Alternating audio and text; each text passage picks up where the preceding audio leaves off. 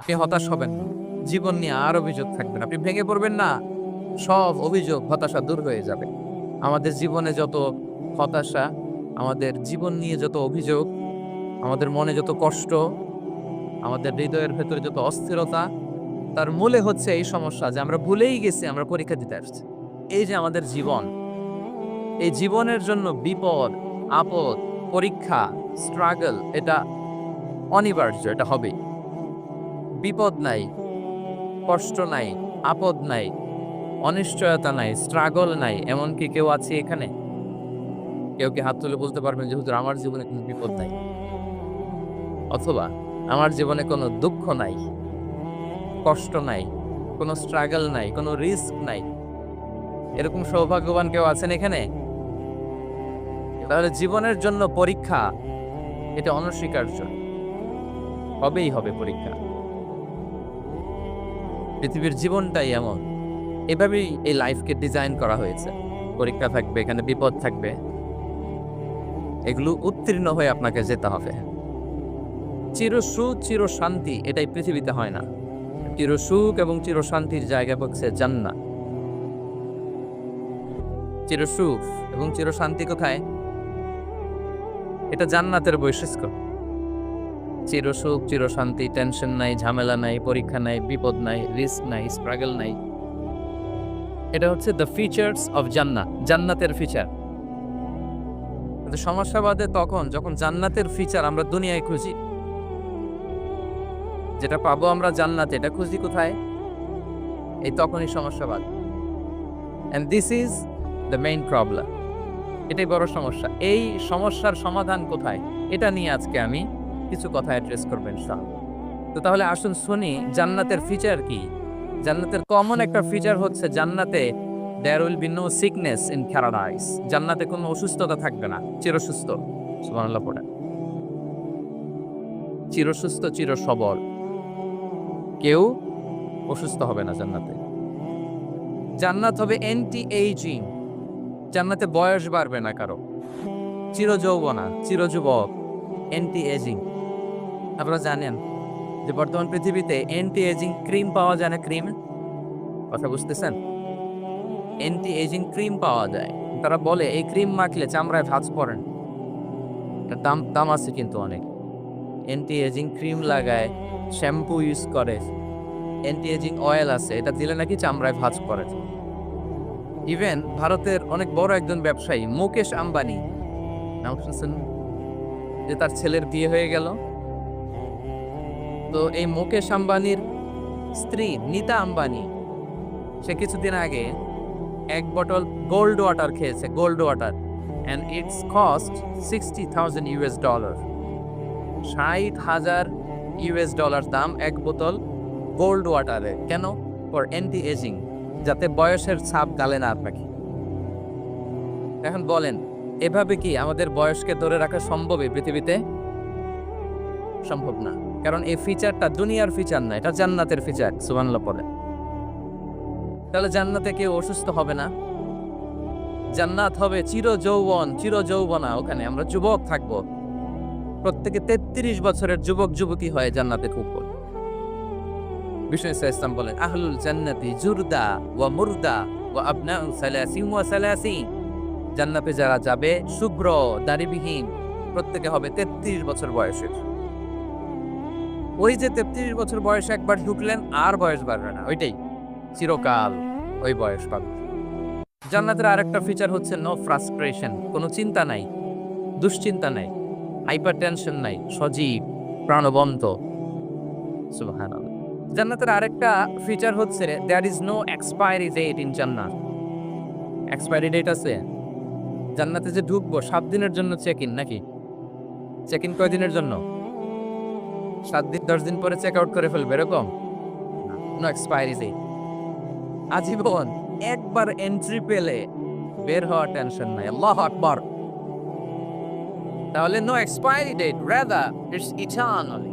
আজীবন থাকবেন, খালিদিনা ফিহা, চিরকাল থাকবেন। এবং জান্নাতের সবচেয়ে গুরুত্বপূর্ণ ফিচার হচ্ছে there will be no death in জান্নাত। জান্নাতে আপনার আর মৃত্যু হবে, মৃত্যুর বিদায় হবে। তার মানে আপনি অমর হবেন। তাহলে আপনি চির সুস্থ, চির সবল হবেন জান্নাতে, চির যুবক থাকবেন, প্রাণবন্ত থাকবেন, আপনি অমর হবেন, আপনি জান্নাতে মরবেন না। জান্নাতীরা যখন জান্নাতে যাবে ফেরেশতারা ডেকে বলবে, ইয়া আহলাল জান্নাতে ইন্না লাকুম আন তাসিফু ফালা তাসকামু আবাদা। জান্নাতীরা চিরকাল সুস্থ থাকবা, অসুস্থ হবা। ইন্না লাকুম আন তাশিব্বু ফালা তাহরামু আবাদা। তোমরা শাবাব থাকবা, বুড়া হবা না। ওয়া ইন্না লাকুম আন তাহিয়াউ ফালা তামুতু আবাদা। চিরকাল বেঁচে থাকবা, মরবা না। এবং সেদিন জান্নাতে মৃত্যু দেয়া হবে, মৃত্যু দেয়া হবে। ইউতাল মাউতু বিকাবশিন আমলাহ। একটা ছাগলের আকৃতিতে মৃত্যুকে আনা হবে। ফায়ুযবাকুল মাউত, মৃত্যুকে জবাই দেয়া হবে। এবার জান্নাতীরা তাকিয়ে থাকবে, ফেরেশতারা বলবে, ইয়া আহলাল জান্নাতি খুলুদুন ফালা মাউত। এ জান্নাতীরা চিরকাল এই জান্নাতে থাকবে। তাহলে জান্নাতের ফিচার পাইছেন? এখন কোন বোকা যদি এই ফিচার দুনিয়ায় খোঁজে, পাবে? পাবে না, কারণ দুনিয়ার ফিচার আলাদা। দুনিয়ার ফিচার কি? এই দুনিয়াতে বিপদ আসবে, কষ্ট আছে দুনিয়াতে, হতাশা আছে, ভয় আছে, অসুস্থতা আছে, বার্ধক্য আছে, এবং এই দুনিয়ার একটা এক্সপায়ারি ডেট আছে না? দ্য ডে ইউ ডাই, যেদিন আপনি মারা যাবেন, এটা আপনার এক্সপায়ারি ডেট। চলে যেতে হবে, চলে যেতে হবে। এই পৃথিবীতে মৃত্যুর অস্তিত্ব আছে। সবকিছু থমকে দিয়ে, আপনাকে চমকে দিয়ে মৃত্যু চলে আসবে, ঠিক কিনা বলেন? বলে তাহলে এগুলো হচ্ছে দুনিয়ার ফিচার। এই দুনিয়াতে বিপদ আপদ, কষ্ট, ঝুঁকি, স্ট্রাগল, পার্থক্য, অসুস্থতা, এগুলো নিয়ে আমাদেরকে টিকে থাকতে হয়। এটা দুনিয়ার ফিচার, মিলাই ফেললে হবে না। জান্নাতের ফিচার একটা, দুনিয়ার ফিচার আরেকটা। দুনিয়াতে কষ্ট থাকবে, বিপদ আপদ থাকবে। এই দুনিয়ার ফিচারটা আল্লাহ তাআলা কোরআনের একটা আয়াতে খুব চমৎকার ভাবে উল্লেখ করেছেন। সেটা দিয়েই আমি আলোচনা শুরু করেছি। আল্লাহ তাআলা ইরশাদ করছেন, ওয়ালা নাবলুওয়ান্নাকুম বিশাইইম মিনাল খাউফি ওয়াল জু'i ওয়া নাকসিম মিনাল আমওয়ালি ওয়াল আনফুসি ওয়াস সামারাত ওয়া বাশশিরিস সাবিরিন। আল্লাহ তাআলা বলছেন, অবশ্যই আমি তোমাদেরকে পরীক্ষা করব, ভয় দিয়ে, ক্ষুধা দিয়ে, সম্পদের ঘাটতি দিয়ে, আতঙ্ক দিয়ে, প্রাণনাশ দিয়ে, ফল ফসলের হানি দিয়ে পরীক্ষা করবে। কিন্তু এই পরীক্ষায় যারা উত্তীর্ণ হবে, যারা সবর ইখতিয়ার করবে, ওয়াবাশশিরিস সাবিরিন, ধৈর্যশীলদের জন্যই হচ্ছে সুসংবাদ। আলহামদুলিল্লাহ পড়ে। তাহলে সম্মানিত সুধী, আমরা বুঝতে পারলাম এই পৃথিবীর ফিচার হচ্ছে এখানে বিপদ থাকবে, বিপদ ছাড়া কেউ থাকবে না। স্ট্রাগল থাকবে, কষ্ট থাকবে, ঝুঁকি থাকবে, রিস্ক থাকবে, এবং নানা ধরনের বিপদ আপদ দিয়ে আল্লাহ তাআলা আমাদেরকে পরীক্ষা করবেন। এটা মাস্ট, এটা আমাদের মাইন্ডসেটে নিয়ে নিতে হবে। মাইন্ডসেটে এটা ক্লিয়ার থাকতে হবে। চিরসুখ চির শান্তি এই দুনিয়াতে মিলবে, কোথায় মিলবে তাহলে? এটা তাহলে বিপদ আসবেই, আপদ আসবেই, পরীক্ষা থাকবেই আমাদের জীবন। তবে ইন্টারেস্টিংলি মজার বিষয় হচ্ছে, পরীক্ষাটা এক একজনের এক এক রকম। পুরো পৃথিবীটা একটা পরীক্ষা ক্ষেত্র, কিন্তু কারো প্রশ্নপত্রের সাথে কারো প্রশ্নপত্রের কোনো মিল নাই। সুবহানাল্লাহ। আমার পরীক্ষা একরকম, আপনার পরীক্ষা আরেক রকম, ওই ভাইয়ের পরীক্ষা আরেক রকম, ওনারটা আরেক রকম। সবাই পরীক্ষার্থী, কিন্তু কারো প্রশ্নপত্রের সাথে কারো প্রশ্নপত্রের কোনো মিল নাই। কারো জন্য পরীক্ষা হচ্ছে সে খুব অসুস্থ, প্রচন্ড অসুস্থতা, তার জন্য পরীক্ষা। ক্যান্সারের রোগী, দুরারোগ্য ব্যাধি, ডক্টর বলছে 4th স্টেজে চলে আসছে, কয়েক মাস বাঁচতে পারে, এটা তার জন্য পরীক্ষা। আবার কারো দেখবেন যে খুব একটা অসুস্থতা নাই, অসুস্থতার ঝামেলা নাই, কিন্তু তার দারিদ্রতা আছে, তার আর্থিক অনটন, এটা তার জন্য পরীক্ষা। আবার কারো দেখবেন অসুস্থতাও নাই, দারিদ্রতাও নাই, তার দাম্পত্য জীবনের সমস্যা আছে না নাই? অনেকের দেখবেন এগুলো কোনোটাই সমস্যা না, তার ছেলে কথা শোনে না, মাদকাসক্ত, মাদকাসক্ত, রিহ্যাবে পাঠায়, আবার আসে, আবার গাঁজা খাওয়া শুরু করে, আছে না নাই বলেন? দেখেন তার পরীক্ষাটা আবার আলাদা। অনেকের দেখবেন মেয়ে বাবার কথা শোনে না, আবার অনেকের দেখবেন যে ব্যবসায় সমস্যা, লসের পর লস, লাভ উঠাতে পারে না, তাহলে পরীক্ষা ছাড়া, বিপদ আপদ ছাড়া এই দুনিয়াতে কেউ নাই, কেউ নাই প্রিয় ভাইরা। এটা আমাদের মাথায় রাখতে হবে। পরীক্ষা আপনাকে দিতেই হবে, পরীক্ষা দিয়ে দিয়ে নিজেকে প্রমাণ করতে হবে। আর এক একজনের পরীক্ষাটা এক এক রকম, কারো পরীক্ষার সাথে কারো পরীক্ষার কোনো মিল থাকবে না। তো মাঝে মাঝে আমরা এটা ভুলে যাই। আল্লাহ তাআলা কালামে পাকে রিমাইন্ডার দিয়ে আমাদেরকে স্মরণ করিয়ে দিতে চান যে এই পৃথিবীতে আসলে তোমরা এসেছো পরীক্ষা দিতে। এটাই জীবনের বড় বাস্তবতা। আমাদের জীবনে যত হতাশা, আমাদের জীবন নিয়ে যত অভিযোগ, আমাদের মনে যত কষ্ট, আমাদের হৃদয়ের ভেতরে যত অস্থিরতা, তার মূলে হচ্ছে এই সমস্যা যে আমরা ভুলেই গেছি আমরা পরীক্ষা দিতে আসছি।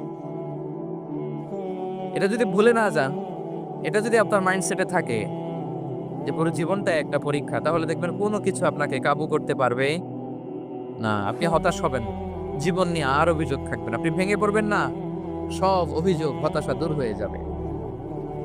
তারপরে বুঝতে পারলাম পরীক্ষা আপনাকে দিতেই হবে। পরীক্ষা দেয়া ছাড়া এই পৃথিবী থেকে চলে যাওয়ার কোনো চান্স বা সুযোগ আমাদের কারো নেই। সূরাতুল আনকাবুতে আল্লাহ তাআলা এই কথাটা আরো চমৎকার ভাবে বলেছেন। আল্লাহ তাআলা ইরশাদ করেছেন, আহাসিবান নাসু আইয়াতরাকু আইয়াকুলু আমান্না ওয়া হুম লা ইফতানুন ওয়ালাকাদ ফাতান্নাল্লাযীনা মিন ক্বাবলিহিম ফালা ইয়া'লামান্নাল্লাহু আল্লাযীনা সাদাকু ওয়া লা ইয়া'লামান্নাল কাযিবিন।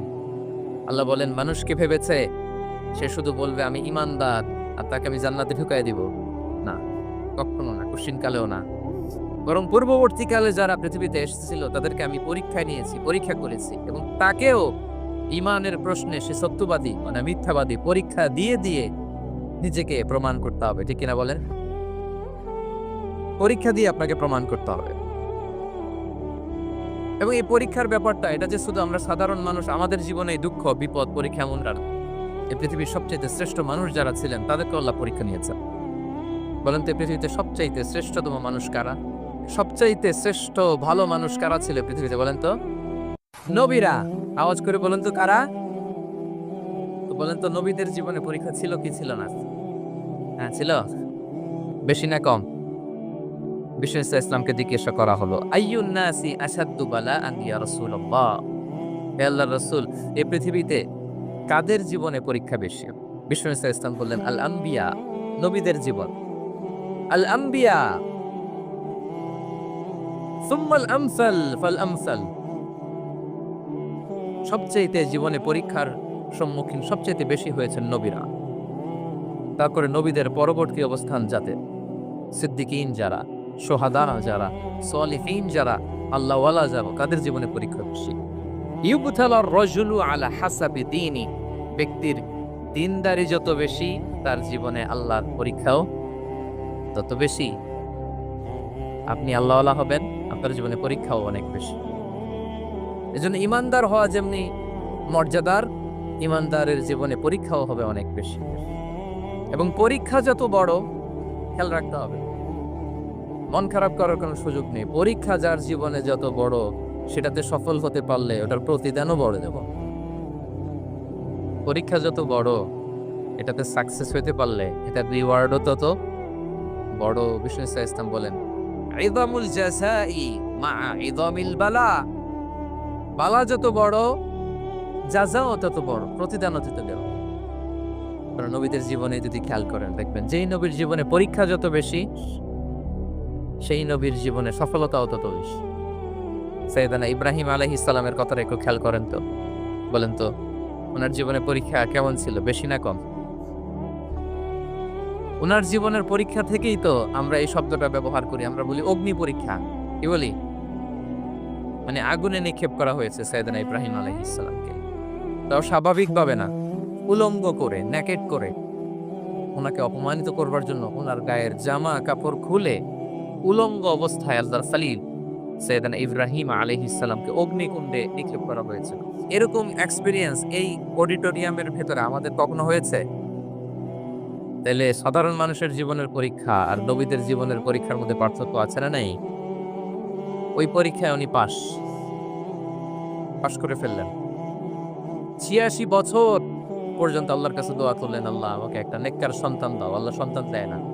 ৮৬ বছর পরে আল্লাহ তাআলা সাইয়েদানা ইব্রাহিম আলাইহিস সালাম এবং হাজারের ঘরকে উজালা করে সন্তান দিলেন। সাইয়েদনা ইসমাঈল আলাইহিস সালাম পৃথিবীতে আসলেন। কত বছর বয়সে? ৮৬ বছর বয়সের এখানে কেউ আছেন? হ্যাঁ? আছি আমরা কেউ? নাই। ৮৬ বছর বয়সে প্রথম সন্তান পেয়েছে। তাদের ঘরকে উজালা করে আল্লাহর নবী সাইয়েদনা ইসমাঈল আলাইহিস সালাম আসলেন। এবার আল্লাহ বললেন, যাও স্ত্রীকে আর এই কলিজার টুকরার সন্তানকে থাকো তো প্যালেস্টাইনে, প্যালেস্টাইন থেকে ১,৫০০ কিলোমিটার দূর দ্য ব্যারেন ল্যান্ড, ওই মক্কার ধুধু মরু প্রান্তরে রেখে আস, যেখানে কেউ নাই, মানুষ নাই, গাছ নাই, পাখি নাই, পানি নাই, যাও রেখে আস। আচ্ছা বলেন তো, ৮৬ বছর পরে যে লোকটা সন্তান পেল, বুঝেশুন উত্তর দিয়েন, ৮৬ বছর পরে যে লোকটাকে আল্লাহ তাআলা সন্তান দিল, তার হৃদয়ে ওই সন্তানের জন্য মায়া বেশি না কম? এমনি তো আমাদের প্রথম সন্তানের হিস্ট্রিটা একটু খেয়াল করেন তো। প্রথম আমাদের যে মেয়ে হয়েছিল বা যাদের ছেলে হয়েছিল, তার প্রতি আদর, সোহাগ, দরদ, ভালোবাসা, আল্লাহ কত ছিল। ৮৬ বছর বয়স আল্লাহ তাআলা ওনাকে সন্তান দিলেন, দিয়ে বললেন যাও হাজারকে আর ইসমাঈলকে মক্কার ধুধুমরু প্রান্তরে রেখে আস। আল্লাহ তাআলা বলতে দেরি, চলে যেতে দেরি নাই, মুহূর্তে উনি রওনা হয়ে গেল। সুবহানাল্লাহ বলবেন না? রেখে আসলেন মক্কার ধুধুমরু প্রান্তরে। এবার আল্লাহ বললেন যাও, রিটার্ন ব্যাক টু প্যালেস্টাইন, প্যালেস্টাইনে চলে যাও। চলে গেল, হৃদয়টা ভেঙে খান খান। অনেক বছর পরে আল্লাহ তাআলা আবার অনুমতি দিলেন, যাও এবার ছেলেকে রেখে আসতে পারো, যাও প্যালেস্টাইন থেকে আবার মক্কায় যাও। সাইয়েদনা ইব্রাহিম আলাইহিস সালাম প্যালেস্টাইন থেকে আবার ১,৫০০ কিলোমিটার পথ পাড়ি দিয়ে, এখনকার মতো ফ্লাইটে যায় না, গাড়িতেও না, উটে কিসে করে। উনি যে কতবার মক্কা থেকে ফিলিস্তিন এসেছেন আর গিয়েছেন, ইয়ত্তা নেই। গেলেন, এবার ছেলেটা হাসতে পারে, দৌড়াতে পারে, একটু একটু কথা বলতে পারে, আব্বা আব্বু ডাকতে পারে। কেমন মায়া লাগে বলেন তো? মায়া ভালোবাসায় যখন টইটম্বুর, ঠিক ওই মুহূর্তে আল্লাহ বলেন ছেলেকে জবাই করো, জবাই করো ছেলে। আল্লাহ তাআলা বলতে দেরি করেছেন, আল্লাহর আদেশ পালনে ১ সেকেন্ডও তিনি দেরি করেন নাই। ছুরি চালালেন, জান্নাত থেকে দুম্বা নিয়ে আসা হয়। এভাবে আল্লাহর নবী ইব্রাহিম আলাইহিস সালাম ওনার জীবনের প্রতিটি ক্ষেত্রে যেখানে আল্লাহ তাআলা ওনাকে পরীক্ষা নিয়েছেন, উত্তীর্ণ হয়েছেন।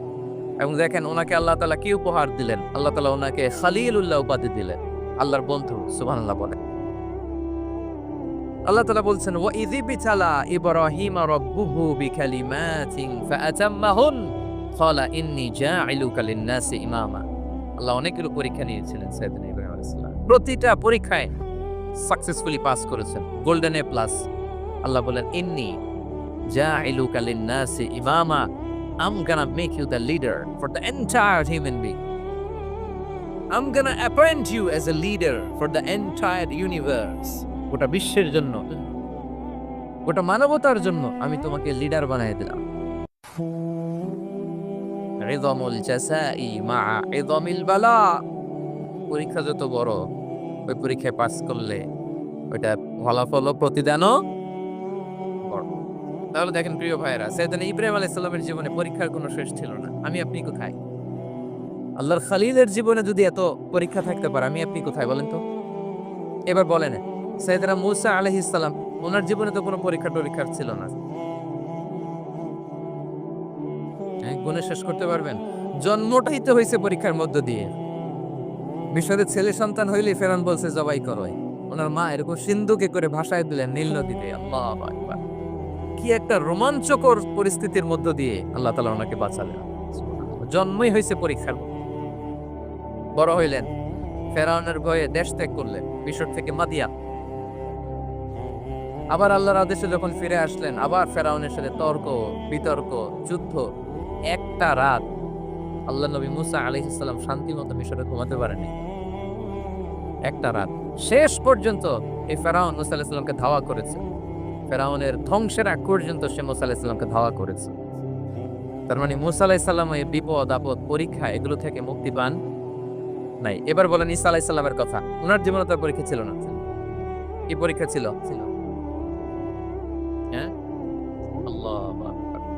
Same scenario, goes to the biography of every messenger in the world. সব নবীর ক্ষেত্রে একই ঘটনা ঘটেছে। সাইয়েদনা ঈসা আলাইহিস সালাম দাওয়াত যখন দিলেন, ওনার বিরোধিতা শুরু হলো, ওনাকে হত্যার ষড়যন্ত্র হলো, ইভেন কি ওনাকে মারার জন্য বনি ইসরায়েলেরা উদ্ধত হলো, জানে বাঁচবার জন্য পালালেন, এক ঘরে ঢুকলেন, চারদিক দিয়ে ঘেরাও করলো, উনি দরজা জানালা লাগাই দিলেন। ওরা বললো একজন দরজা ভেঙে জানালা ভেঙে ভিতরে ঢুকে দেখো বেটা ঈসা কি করে। একজন ভিতরে ঢুকছে, ঢুকার সাথে সাথে বল রাফাআহুল্লাহু ইলাইহি, আল্লাহ তাআলা ঈসা আলাইহিস সালামকে উপরে উঠায় নিলেন। আর যেই লোকটাকে তারা ভিতরে ঢুকালো তার চেহারাকে আল্লাহ তাআলা ঈসা আলাইহিস সালামের চেহারার মতো করে দিলেন। এবার তার বাইরের সাথীরা বলে ঘটনা কি, বেটা ঈসাও বেরোয় না, আমাদের লোকটাও বেরোয় না, সবাই ঢুক। দরজা ভেঙে ভেতরে ঢুকে দেখে ঈসা দাঁড়ায় আছে। বলেন তো এটা ঈসা না মিসা? এটা কি আসল ঈসা? ওমা কতালু ওমা সলাবু ওয়ালাকিন শুব্বিহা লাহুম। আল্লাহ বলে তোমরা আমার নবী ঈসাকে হত্যাও করতে পারো নাই, শুলেও চড়াতে পারো নাই, আমি সেফটি সিকিউরিটি দিয়ে আমার নবী ঈসা আলাইহিস সালামকে আকাশে তুলে নিয়েছি। তাহলে ওনার জীবনও পরীক্ষার শেষ ছিল না। এবার যদি আমরা বিশ্বনবী সাল্লাল্লাহু আলাইহি ওয়াসাল্লামের জীবনের দিকে তাকাই, ওনার জীবনটা দেখেন তো। আমাদের প্রিয় নবী বিশ্বনবী মুহাম্মদুর রাসূলুল্লাহ সাল্লাল্লাহু আলাইহি ওয়াসাল্লাম, ওনার জীবনে কি স্ট্রাগল ছিল? স্ট্রাগল মাক্কি জীবনের কথা যদি একটু খেয়াল করেন, দেখেন তো 3 বছর শিয়াবে আবি তালেবে জেল কেটেছেন, না খেয়েছিলেন। ওনার বংশের লোকেরা প্রথমে ছাগল খেয়েছে, ছাগলগুলো যখন শেষ, ছাগলের চামড়াগুলো শুকিয়ে ওইটা খাইছে। গাছের পাতা ছাল এগুলো খেয়ে খাবারের অভাবে বেহুশ হয়ে পড়ে থাকতো কারা। না খেয়ে কয়দিন ছিলেন আপনি? আমি কয়দিন ছিলাম না খেয়ে? মনেই তো পড়ে না, না খেয়েছিলাম কিনা কোনোদিন। এ হচ্ছে মাক্কি জীবন। মেন্টালি প্রেসার দেয়া হয়েছে। বিশ্বনবীর চাচা আবুল আহাব, তার 2 ছেলে উতবা আর উতাইবা, এদের সাথে বিয়ে দিয়েছিলেন 2 মেয়ের। যখন দাওয়াত দেওয়া শুরু করলেন 2 মেয়েকে ডিভোর্স দিয়ে দিল। দেখেন একটা বাবার জন্য প্রাপ্তবয়স্কা মেয়েকে যখন উঠায় নেওয়ার আগে ডিভোর্স দেয়, তার মানসিক অবস্থাটা কেমন থাকে বলেন? মেন্টালি প্রেসারাইজ করা হয়েছে, ফিজিক্যালি অ্যারেস্ট করা হয়েছে। বিষ্ণু ইসলাম যখন নামাজে দাঁড়াতেন, কোটের পচা নারী ভুড়ি বিষ্ণুনবীর কাঁধে চাপিয়ে দেওয়া হতো। আপনার জীবনে এরকম ঘটছে কখনো? আপনি নামাজ করতেছেন, কোটের পচা নারী ভুড়ি আপনার কাঁধে চাপিয়ে দেওয়া হয়েছে? কয়দিন হয়েছে এরকম? কয়দিন হয়েছে? হ্যাঁ, তারপরে তো আলহামদুলিল্লাহ বেরোয় না মুখ দিয়ে। কেমন আছেন হুজুর? কইেন না, বেশি একটা সুবিধার না, তাই না? বেশি একটা একটু মিলাবেন। কতটুকু পরীক্ষা আমরা দিয়েছি। তায়েফে গেলেন বিশ্বনবী, তায়েফে গেছিলেন জমির বায়না দিতে, তাই না? জমি কিনবে তায়েফে। তায়েফবাসীদেরকে জাহান্নামের আগুন থেকে বাঁচাতে গিয়েছিলেন, নিজের জন্য না। সেখানে তায়েফের ছেলেরা পাথর মেরেছে বিষ্ণু ইসলামের গায়ে। এত শুভ্র দেহ ছিল, চেহারা ছিল, বিষ্ণুনবীর গা দিয়ে ঝরঝর করে রক্ত ঝরেছে। ফিজিক্যাল হ্যারাসমেন্টের শিকার হয়েছেন বিষ্ণু ইসলাম। যখন যেদিন বিষ্ণু ইসলামকে হত্যার ষড়যন্ত্র করা হলো, আল্লাহ তাআলার আদেশে তিনি মক্কা থেকে মদিনা হিজরত করলেন। মদিনাতে যে একটা রাত, 7ম হিজরির আগ পর্যন্ত শান্তিতে ঘুমাতে পারেন নাই। 3 দিকে 3 ইহুদি বসতি, বনু কাইনুকা, বনু নদীর, বনু কুরাইজা। খাওয়ার মধ্যে বিষ মিশিয়ে দেয়া হয়েছিল বিষ্ণু ইসলামের। বাজুর, খাসির বাজুর রান পছন্দ করতেন। এক ইহুদি মহিলা বিষ্ণু ইসলামের ওই রানের মধ্যে বিষ মিশিয়ে দিয়েছিল। ওই বিষের যন্ত্রণায় মৃত্যুর আগ পর্যন্ত বিষ্ণুনবী কাতরাতেন, এবং উনি ইন্তেকালের সময় ওই বিষের ব্যথা যন্ত্রণাতেই ইন্তেকাল করেছেন। বিষ্ণুনবীর ইন্তেকালটা শাহাদাতের ইন্তেকাল ছিল। বিষ্ণু ইসলাম বলেছেন, ওই যে খায়বার এলাকার ওই মহিলা যে আমার খাবারে বিষ মিশিয়েছিল, সেই বিষের যন্ত্রণা, বেদনা, কষ্ট আমি অনুভব করছি।